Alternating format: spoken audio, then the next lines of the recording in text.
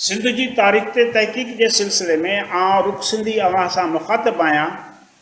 अॼु पाण सिंध जे अहिड़े लाज़वाल किरदार जो ज़िक्र कंदासीं जंहिं अंग्रेज़ साम्राज्य सां विढ़ंदे पंहिंजी जान जो नज़रानो ॾेई तारीख़ में अमर थी वियो। रूपलो कूली कारूंझर जे ऊचे घाट खे झुकाइण बदिरां पंहिंजो कंधु कटराए छॾियो।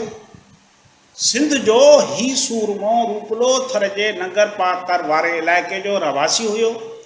हिन 1818 ईस्वी धारे नंगर पारकर शहर खां 15 किलोमीटरनि जे मुफ़ासिले ते हिकु ॻोठ कुंभारीअ में शांतू कूलीअ जे घर में जनम वरितो। संदसि माउ, जंहिंखे ओड़े पाड़े जा माण्हू माई केसर माई जे नाले सां सुञाणंदा हुआ, तंहिं पंहिंजे हिन पुट खे लाड कोड सां पाले जवान कयो हो। अंग्रेज़नि भारत ते कब्ज़े बैदि सिंध खे 1843 में पंहिंजे तसल्लुत हेठि आंदो। अंग्रेज़ जनरल त्रूट सिंध जे थर वारे इलाइक़े नंगर पारकर ते कब्ज़े लाइ फ़ौजकशी कई त थर जे जूझारनि विख विख ते संदसि रस्ता रोक कई। थर में अंग्रेज़नि सां मुहाॾो अटकाइण जा दास्तान अॼु बि थर जे भिटुनि ते रहंदड़ थरियुनि जे दिलि ऐं दिमाग़ में ताज़ा आहिनि। जेतोणीक अंग्रेज़नि सां विढ़ंदे थरियुनि जो वहियल रक्त वारीअ जे भिटुनि में ग़ाइब थी चुको आहे, पर वसकारे जी हर मुंद में इन रत मां सावा सला वर करे फूटी पवंदा आहिनि। थर में सिंधी जोधनि तरफ़ां थियल मज़ाहमत सबबि अंग्रेज़नि खे 16 सालनि ताईं बहादुर थरियुनि सां मुहाॾो अटकाइणो पियो। थर जे राजपूतनि जी फ़ौज में वॾो तइदाद कूली सिपाहियुनि जो हुयो। संदन फ़ौज जो सिपह सालार रूपलो कूली हुयो। थरियुनि अंग्रेज़ फ़ौज सां 1843 खां 1859 ताईं लगातार 16 साल जंग जारी रखी। जेतोणीक राजपूतनि जी फ़ौज वटि जदीद क़िस्म जा हथियार बि न हुआ, जॾहिं त हमले आवर फ़ौज हर क़िस्म जे तबाही फैलाईंदड़ हथियारनि सां हथियारबंद हुई। रूपलो कूली ऐं संदसि फ़ौज न फ़क़ति बहादुरी पर पंहिंजे इलाइक़ाई जंगी हिरफ़त सां अंग्रेज़नि सां मुहाॾो अटकाईंदी रही। रूपलो जी सरबराही में थरियुनि जी फ़ौज 3 भेरा अंग्रेज़नि जी फ़ौज खे शिकस्त ॾिनी। बग़ावत जो झंडो बुलंद कंदड़ रूपलो कूली ऐं संदसि फ़ौज तय करे चुकी हुई त कंहिं बि सूरत में अंग्रेज़नि खे कारूंझर जे कोर ताईं पहुचणु न ॾिनो।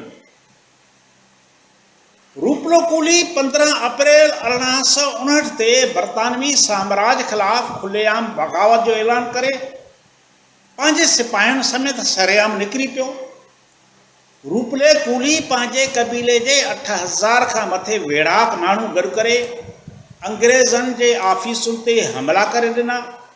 फरंगीअ जे आफ़ीसुनि में भॼन राह करे बाहियूं ॾिनियूं वयूं, खज़ाना लुटिया विया। अंग्रेज़नि जे फ़ौजी कैंपुनि ते हमला करे उन्हनि खे नुक़सान रसायो। रूपलो कूली खे अंग्रेज़ फ़ौज इंतहाई चालाकी ऐं मकारी सां मई 1859 में गिरफ़्तार करे वरितो। ॿुधायो वञे थो त जॾहिं मई महीने में रूपलो गिरफ़्तार थियो, तॾहिं नंगर में सख़्तु बरसाति वसी रही हुई। पटियाली ऐं गोदरो नदी तेज़ वही रहियूं हुयूं।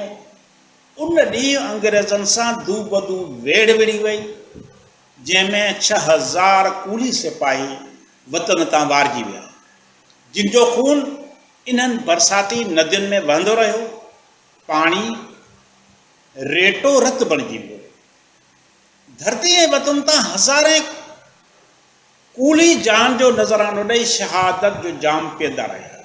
हिननि साह ॾेई वेसाह क़ाइमु करे वरितो, जॾहिं त संदन राजा लाडू संग ऐं किरन संग तोड़े बावा ऐं ॿियूं बिरादरियूं मैदान छॾे भॼी वियूं।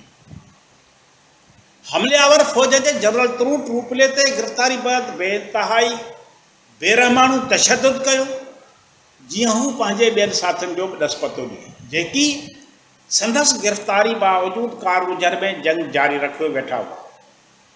जनरल त्रूट रूपले खां उन्हनि सोढनि ऐं राजपूतनि जा बि नाला घुरिया, जीअं खेनि बि सोघो करे हिन मज़ाहमत जो हमेशह लाइ अंत आंदो वञे। पर रूपलो कूली अंग्रेज़नि खे पंहिंजे हिक बि साथी बाबति ॼाण न ॾिनी। मकार ऐं चालाक अंग्रेज़ जनरल तरफ़ां आण न मञण बैदि रूपले खे लालचूं ॾियणु शुरू कयूं वयूं। खेसि चयो वियो त थर जा हाकिम सोढा ऐं राजपूत माल मिल्कियतूं वठी अंग्रेज़ हुकूमत सां ठाह करे चुका आहिनि त रूपले संदन आछुनि खे रद्द कंदे धरती माउ सां गद्दारी करण खां बोत खे तरजीह ॾियण जो वचन वरजायो।